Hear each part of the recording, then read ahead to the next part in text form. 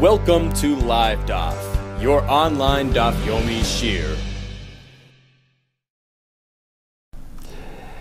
Shalom Aleichem and welcome back to today's Daf Yomi. Menachos Daf Chofhei. We begin right on top of the Mishnah. Says the Heilige Mishnah, Nitma HaKoimetz. The Kohen did the Kmitza out of the Mincha, and that Koimetz became Tamei. V'yikrivoi. But then he burnt it on the Mizbeach. What happens now? Hatzitz Meratza.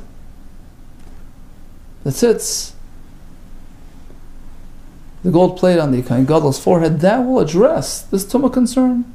Rashi explains, because the tzitz overrides the tumah factor here. The mincha is kosher, the shirayim are going to be eaten like a regular mincha.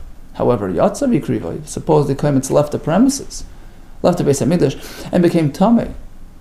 It became impossible because it left the area. So the psul, the deficiency is yaitze rather than tamei. V'kriva, and he brought it back inside and put it on the mizbeach. In this case, einat tzitz meratza, the tzitz will not address it. The mincha is possible. Why? Shatzitz, because the tzitz can be meratza, can override and address and accommodate a tumah deficiency, ala tamei. Ve'ena meratza, but cannot take care of ala yaitze. Tanarabon, how do we know? That tzitz addresses tumah only. But no, so iron is havena kachim, the tzitz that Aaron will wear will take care of a specific sin that relates to karbanis. Now the question is which? Didn't specify which one. Which one will be addressed and rectified by the tzitz? Here pigel means that he had a machshava chuslam kaimai. So while he was processing the carbon, he planned on taking the carbon out of the maktarit out of the Beis HaMikdash. So perhaps the tzitz will address that and make the carbon kosher. No, you can't say so. The pasuk says, "Lo yichashiv," will not be counted. It will be discounted. It's not going to be a proper carbon. You can't rectify that.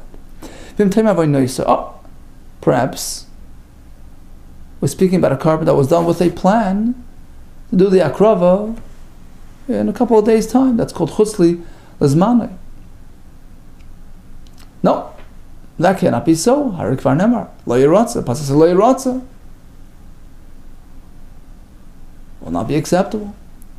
The only remaining deficiency, the only option remaining is tumah. So the blood of the carbo, the kaimetz became tamei. If he proceeded, if he was makrivit, it takes care of it. Why am I singling out tumah? Because tumah, in a way, has a lightness, a kula. There's a mitigating factor by tumah. Because in some instances, you can actually proceed and be makriv tumah. If the tzibur is tamei, right? If it's a carbon tzibur, so we see that tumah has some allowances. Likewise, even in a private carbon, which is a topic of our discussion, we're not meant to proceed when it's tamei, but if he did so, the tzitz will take care of it. So if the dam became tamei and he applied it to mizbeach, or the kaimetz, like in our Mishnah, he applied it to mizbeach, the tzitz will rectify it, so to speak, to be machshir the carbon. Maskal rabzeir. So only option is tumah, not chuslam kaimai, not chuslam zmanei, but there's one more candidate. Maskal rabzeir, eim avon yaitze, perhaps. The tzitz will not address tumah. Perhaps it addresses yaitze. If the material left the area, maybe that's why would I think? Because by a bama situation, a public altar, an outdoor altar, we find there's no problem of yaitze. By noiv, by givoin, when they had the public mizbeach,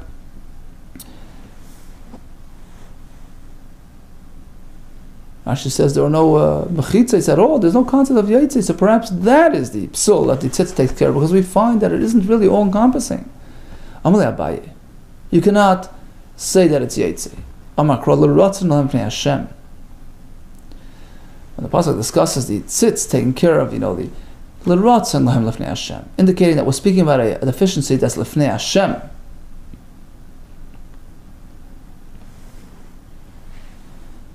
That happened in the premises, in the confines.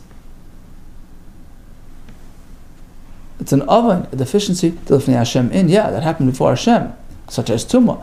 Oven the Yotzei loy, but oven of Yotzei, which occurred outside, not Lifnei Hashem, that's not going to be addressed by the tzitz. But there are many more candidates. Perhaps the tzitz addresses a case where the kohen chose to do the avodah with his left hand instead of the right, which has mitigating factors, because on Yom Kippur, there are exceptional cases, like on Yom Kippur, where the kohen gadol uses his left hand. Right? So we find one time that left is okay. So perhaps that explains why the tzitz takes care of a carbon that was processed with Kain's left hand. Amalei Abaye. Once again, you can't say tzitz takes care of smoil. Amakra. Again, the pasuk says regarding the tzitz, it's going to address avoin hakadashim. So an avoin means avoin shahayabay udechisiv. Something wrong that exists in the carbon. Udechisiv. And I sort of ignored it. As opposed to Lafuk Yom Kippur, as opposed to Yom Kippur, where he's meant to use his left hand. It's not like he shouldn't be using his left, and if he does, it works, it passes. The only way the Kohen Gadol can carry what he's meant to carry, the shovel with the coals on his right hand, and the spoon with the ketores in his left, it's the only way to do it. It's not a sin, it's not an avain. So apparently that's not what we're talking about. We're talking about something which is really a problem all around. It's an absolute avain, such as tumah. It's just that in a public setting, in a carbon tzibur, with the chisav, Torah sort of overrides it, pushes it aside, and ignores it. So that type of deficiency is going to be addressed by tzitz. So if it's by a carbon yachid, where you're not meant to process bitumah, but he does so anyway, the tzitz takes care of it. Rav Ashi Amar is another teretz why. How we know the tzitz is not addressing smoil, because the pasuk is describing what the tzitz does. Avoin hakachim, it addresses avoin hakadashim, something deficient within the carbon itself, not with the processor of the carbon, not a personal issue. Right hand, left hand. V'lo avoin hakdish. Amalei Rav Sima Bredar Idir Lavashi. V'amalei some say Rav Sima Bredar Ashler Vashi. Ve'ema avoin mamum. Perhaps the tzitz addresses a case where he brought a blemished carbon, which has exclusions, which has mitigating factors. By birds, there's no issue of balmum. So perhaps that's why. Even when it's in an animal, the tzitz can take care of it. As we learned, tamas v'zachros behema. The concept of unblemished and male is specific to animal carbonates. Vein tamas v'zachros ba'oivos, but not by birds. Amalei, he says no. Alecha amakra. For this reason, the pasuk says regarding bali mumin, lo yeratze ki lo yeratze niyalachem. No way. Hashem is not accepting it. It's never going to work.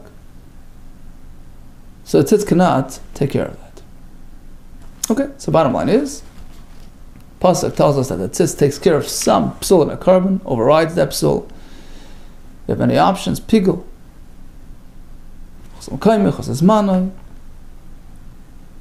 they cannot be, because it says le'yichoshev, le'yiratze. Avain smoil, we address that. Balmum as well, le'yiratze. Yotzei, Lifnei Hashem, it has to be. So it's only going to speak about Tumah, which has some allowances by Yetzibur. Hence, even by Carbon Yachid, we're not meant to proceed with Tumah. If he does so anyway, the Tzitz takes care of it. Okay.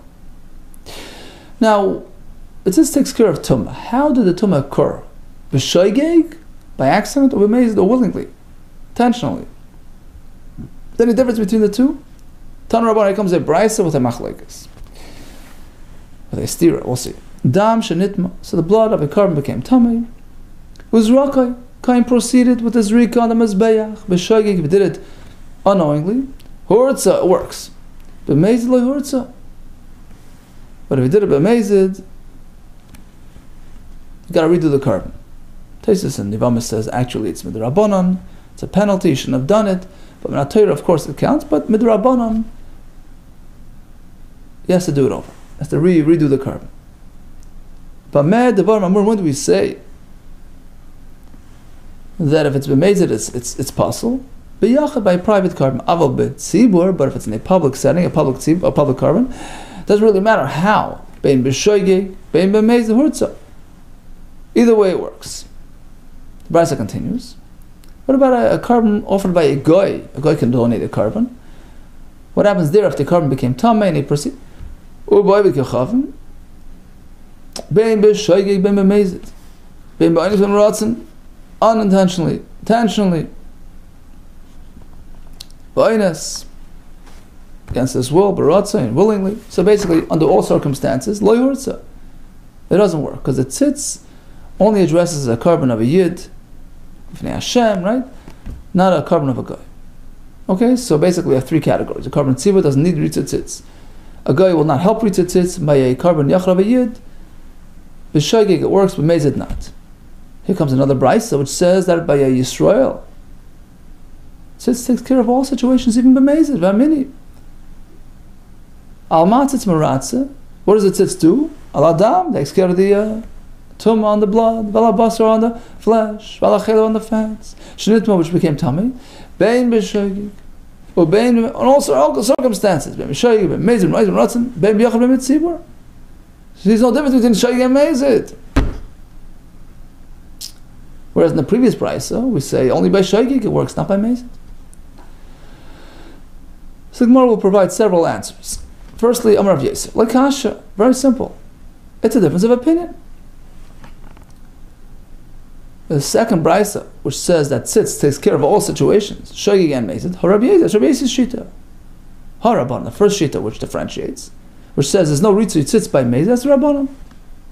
Because, like we said, there's a knas, they penalized him. The Sanya, as we learned in a similar halacha regarding truma, where you separate the truma portion from the produce and give to the kohen, you have to be careful. Ain't termin minat tamei latar. So you have a batch of proper, pure, tahir fruit, and you go and you take from your tamei fruit and you give that to the kohen. You shouldn't be doing that. You shouldn't be giving the kohen deficient produce. Let's say he did it. Does it work? Well, it depends. If it was intentional or not. Shogeg, he didn't realize that this is tamei, this is tamei. Truma said truma, it works. B'mezid, if it was done b'mezid, ain't truma said truma, it doesn't work. You have to redo it. Rabbi Yosef, no, there's no knas. You shouldn't be doing it, but we don't penalize you. Whether it's bein b'shogeg, whether it's bein b'mezid, truma said truma, it works, you don't have to redo it. So we're assuming that in a similar fashion, they're going to retain their positions regarding the tumah of a carbon. So according to Rabbi Yosef, whether he did it b'shogeg or b'mezid, the tzitz takes care of it. Whereas according to Rabbanan, we penalize you if you did it b'mezid, carbon doesn't work. Ask the Gemara, how can you compare the two discussions? True, clearly Rabbi Yosef is of the position. We don't apply a knas, we don't penalize even if it was done b'mezid. The meratza tzitz al achilas mishamasle. But there's another issue here. The second brisa, it said a couple of things. It said that the tzitz can take care of a tumah b'mezid, fine, that could be Rabbi Yosef. But there's another point mentioned in that brisa. Let's look back at that brisa, right on top of the Yomid. It reads like this: Alma tzitz meratza. What would the tzitz address? And the brisa itemizes many options, many possibilities. Dam that became tummy, basar that became tummy, chela that became tummy. Now, dam is carbon material, but basar is not. Basar is achila; it's meant to be consumed. So the tumah occurred with the basar. Who says that tzitz can address that? That's called tzitz meratza al achilas. That's a big chiddush. Who says Rabbi Yosef holds that works? The meratza tzitz al achilas Mishamasle, what do we find? That Rabbi Yossi holds that it says can address achilos. Vatanya, in fact, Rabbi Brai said that he holds it can't. Rabbi Lezer Matzitz, Vatanya Rabbi Lezer Matzitz Marasal achilos. The tzitz will atone for the tumah on the basar, to be considered as though it's around, as though it's tarred. You can proceed. Rabbi Yossi disagrees. Rabbi Yossi Eina tzitz Marasal achilos. So it's not going to work according to Rabbi Yossi. Says what Yefuch. So we're going to have to flip around the names to make it work. Rabbi Lezer Eina tzitz Marasal achilos. Lezer is the one who says tzitz can't take care of tumah that occurred with the basar. Rabbi Yossi, well, as per that second brisa, tzitz Marasal achilos. Maskal Rav Sheshes says Rav Sheshes, I'm not happy with this flip. What do you mean? How could you flip around the words? How could you flip around the names? Vatanya. How can you say according to Rabbi Yossi?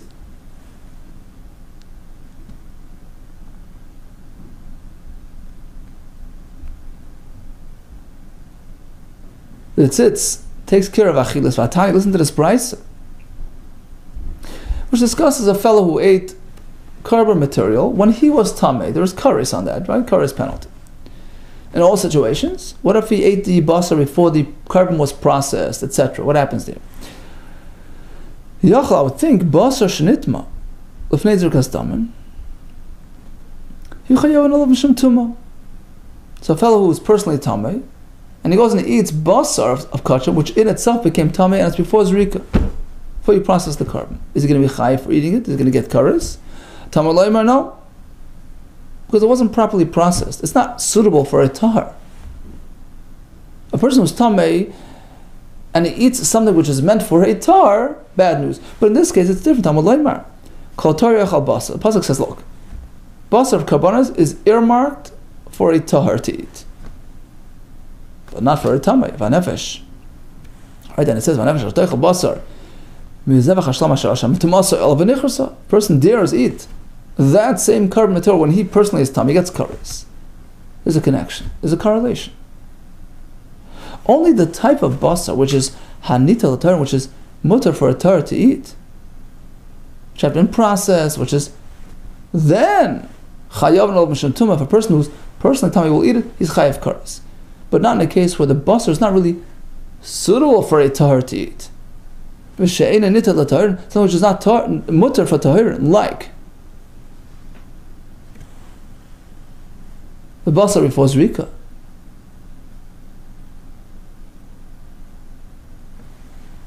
Ein chayav olav mishum tuma. So if a person eats it while he himself is tamei, there's no kares.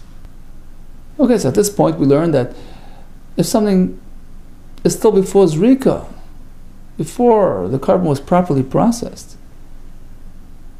at this point, since it's not really mutar to be eaten, it's not nitar latahirim, so if a person who is personally tamei eats it, there's no kares. And certainly if the basar himself became tamei as well before zrika.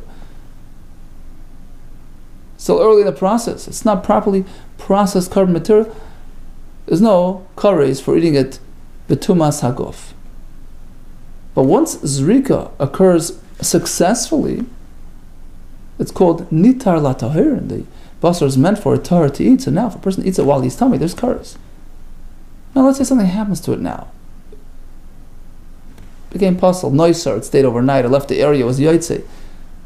Technically, a tahar can no longer eat it. Still we say, if a person who's personally tamei eats it, it gets kares. It's all about whether it was processed successfully. Who says the Gemara? Oh yeah, no, maybe not. Maybe this case should also be excluded. Because look at its current situation, its current state, it's not mutar. It's after zrika, I understand, but right now something happened to it. It's not mutar for a tahar to eat, so likewise, there's no kares. Maybe. Oh yeah, no, yalla. Or maybe we should take another approach and say, that's all about its current situation. Oh yeah, nechal tahar, and if it's practically going to be fed to a tar, there's chiv of kares if one eats it when he's tamei. Otherwise not. If something is no longer suitable for a tar to eat, there's no chiv tuma. For instance, let's exclude esalon. If the basar was left overnight, became possible. Or left the premises, and both these cases, she'ena nechal and tahir, a tahir can't eat them anymore. So likewise, perhaps should no longer apply the halacha of kares. If one eats it when he's tummy, it's a riboy. An inclusionary term, Ashal Hashem, even in these cases, there's kares for eating it when you're tummy. Okay, so let's take it further. Let's say the basar is from a carbon which became pigul, or noisar was left overnight, and now a person who's personally tummy will eat them. Is he getting kares? So first of all, you just cited two examples which are, one of them is redundant. Noisar is hanur lan. We just discussed lan a minute ago. Noisar and lan is the same thing. It was left, overnight. The point of the Bryce is to make like noisar was already established a minute ago that there's chiv kares when one eats it with tummy. So maybe pigul as well. So pigul and kinoisar. That's what I meant to say. So again, the question is: let's say the carbon became pigul. It's after zrika, but it's pigul material. Is there a kares for eating it when you're tummy? This halach of kares is only sometime to exclude this type of case. Now, you have a riboy asher Hashem to include some cases. You have a miut to exclude others. So you're including and excluding. Well, how do you know which way to go? Umar Royce, the rabbi says Elu says to include these and to exclude those. What makes you pick and choose one way or the other? Says the Gemara, I'll tell you why. Very simple formula. It's called shasa kosher, a moment in time of suitability. We have to determine whether there was a moment in time that this thing is really fully okay. In that case, even if something occurred later on, a mishap occurred, like a lun, like a yaitse, kares still applies if one eats a betumah, as opposed to pigul, which was aborted at the get-go. It never got never had a chance. Marbani, I will more likely include Marbani es elu, these examples of lun and yaitse which occurred after zrika. That a moment of suitability. So in that case, it's kares if one eats a betumah. Umoitzani is elu, as opposed to the other cases. Shaloi hoisa lan shasa kosher, which were never suitable even for a moment.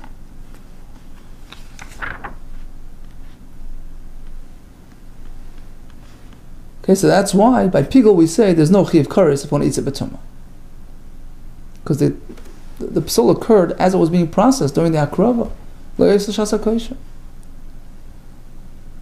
Ask the Gemara. Okay, so I have a question.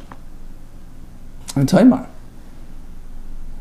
So if the halach of kares is only when there's a shasa kosher, when there's a moment of suitability, when there was a moment in time that the basa was right for a tar, even if mishap occurred later.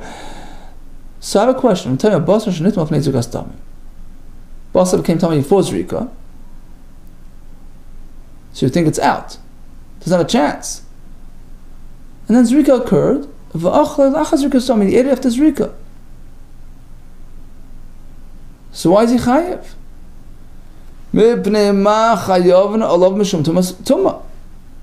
Why is there chiv of kares?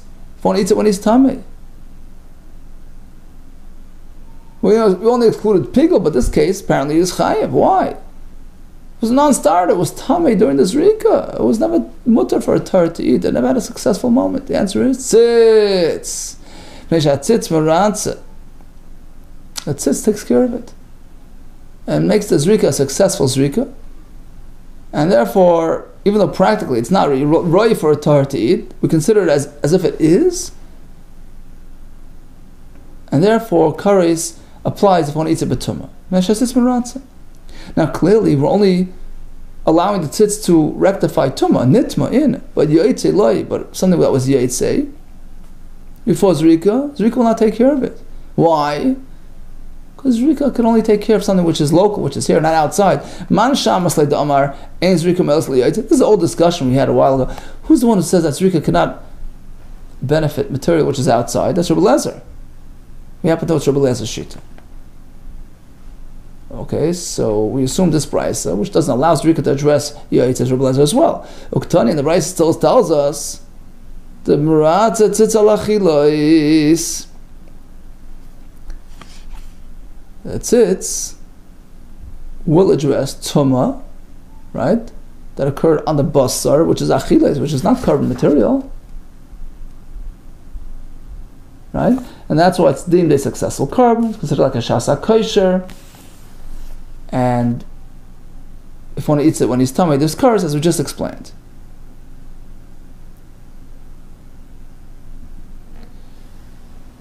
Okay, so if that's the case, we have a problem, because earlier, between Rabbi Lezer and Rabbi Yossi, whether tzitz can take care of achiles, can take care of an issue with the basar, and we have to switch things around, right? Remember, we have to switch the names around. We came out that according to Rabbi Lezer, the tzitz will not be meratz al achiles.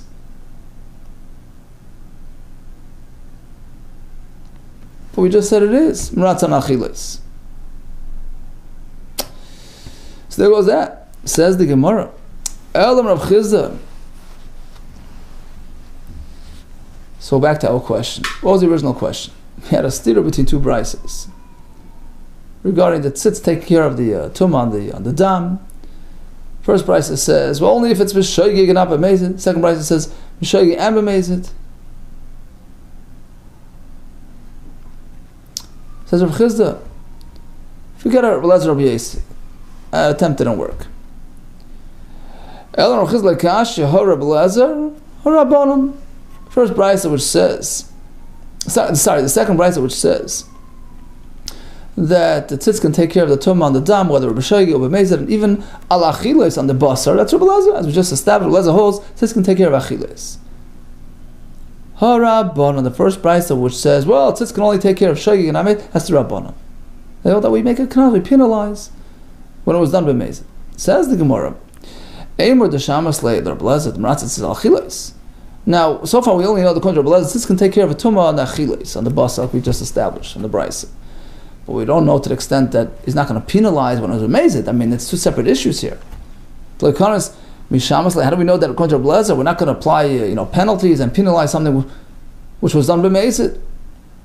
And yeah, says the Gemara, actually, I'll tell you.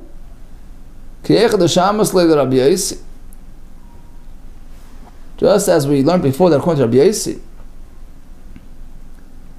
that we don't penalize a mezid, Shams le Rabbi Lezer likewise holds that we don't apply a knas by mezid. The Sanya Rabbi Lezer ben b'shayim mezid Rasid Truma, right? And the story of the Truma over there, he says whether it's mezid or b'shayim, it's okay. Well, em Shams le Rabbi Lezer b'Truma the kila. It's true that by Truma, which is relatively, lighter than karbanis, we don't penalize b'kachim the chamir mishamas. How do we know that Rabbi Lezer would apply the same idea by karbanis, which are more chamer? Maybe he'll penalize the fellow who did it b'mezid. Well, then we're stuck in Cain ha amanter maya. That's the case. So then the brisa which says that there's no knas b'mezid, who's going to be the speaker in the brisa? So you have no choice. You have to say it's Rabbi Lezer, even though we can't really, definitively conclude as such. But it's our guess that is Rabbi Lezer's sheet. Okay, so bottom line is, we answered that contradiction between the two brises. Regarding the tzitz taking care of a tumah, in one brisa we say, only b'shaygi, not b'mezid. Other brisa we say b'shaygi and b'mezid. Oh, one is Rabbi Lezer, one is the Rabban. Rabbeinu Amar, here comes a second terrorist to the kasha. He says, you know what? It's all the same opinion. The brisa is talking about two different aspects of the story. One is how the tumah occurred. Was it negligence, or was it b'shaygi? Second point is, when he did the zrika, did he do it knowingly or unknowingly? So the Brisa is addressing two different aspects of the story. And the second Brisa says that even b'mezid it works. The tumah occurred b'mezid. He was metamed b'mezid. Ultimately, there can be a ritzut sits on that too. But it all depends. What was his mindset when he did the zrika? Zrika asay, and that's the first price. Zrika asay, it depends. How the zrika was done? Under what mindset? B'shagig was done by mistake. Hurtza, then it works. B'mezid hurtza, not b'mezid. Why are you doing it if you know that it's tummy? It's a very simple answer to the question. One price is speaking about how it happened. Doesn't matter how it happened. Second price is speaking about how you proceeded. And only b'shagig doesn't work. Rav Shila Amar goes the other way. Zrika asay b'meshagig b'mezid hurtza. By the zrika doesn't matter how you're doing it. B'shagig b'mezid it works. Tamasay, really depends on how the tumah happened.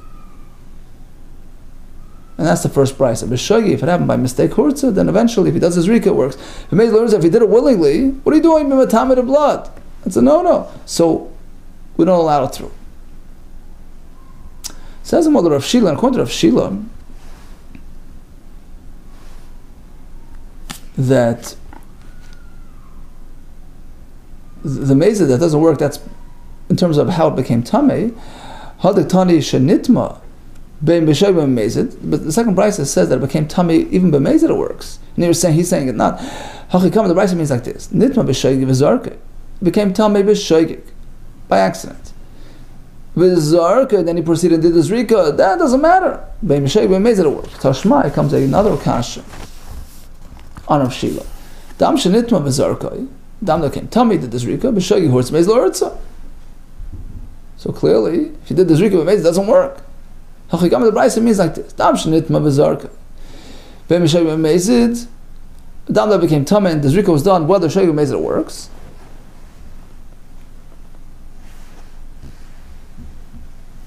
Right? But it depends on how it happened. Meaning, how this rika happened doesn't matter. Nitma b'shagig hurtza, mezla hurtza. Depends how the tumah occurred. B'shagig, yeah, then eventually it works. But if we know that he intentionally was matame the blood, it was negligence, then there's no allowance, and we don't let it through. So the Rabbana, the tzitz will not address it, he has to bring a new card. Okay, so today we discussed the concept of ritzit tzitz. We'll address some sort of deficiency regarding karbonis. Only karbonis, not the person, so not his left hand. Likewise, only tuma, not balmum, says leirotza, not oven pigel, not oven noisar, not oven yoitze. It has to be something which occurred lefnei Hashem. So only thing we have is tuma, which actually has some sort of mitigating factor. We find that by tzibur you can do it b'tuma. So even by carbon yachad, it takes care of it. Now the question is, was it b'shayig or b'mezid? So one brisa says only shayig, other one says even b'mezid. We have three solutions. Either it's machlekes.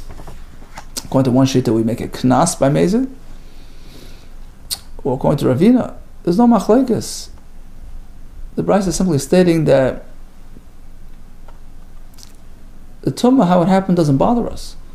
But if he did this rika b'mezid, then the tzitz does not take care of it. According to Rav Shila, it's the other way around. If he allowed the current to become tamei b'mezid, in this case, tzitz will not address it, but b'shagig it will. All the best to you, and atzlach.